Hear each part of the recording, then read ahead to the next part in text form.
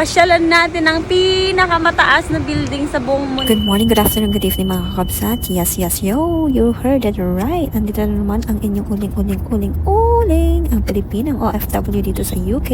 And today's vlog mga kakabsat ay ang pinuntahan nating Burj Khalifa. Yes po, pupuntahan po natin ang pinakamataas na building sa buong mundo. Kung ang nakaraang buwan mga kakabsat, ang pinuntahan naman natin ay yung World Trade Center sa New York. Yun po ay pinakamataas na building din, pero pangalawang pinakamataas lang po yun. Ito po kasing Burj Khalifa, yun po yung pinakamataas talagang building sa buong mundo. Alam niyo ba mga kabsat, napaka-excited kong ipakita ito sa inyo kasi one of my bucket list po talaga ay mapuntahan yung mga cities na dream ko din nung bata pa ako. Yung mga nakikita ko lang dati sa mga movies. I feel so blessed talaga mga kabsat na napupuntahan ko na yung mga lugar na gusto kong puntahan at nagagawa ko na rin yung mga bagay-bagay na gusto kong gawin. Ay, God is so good talaga. Kaya hindi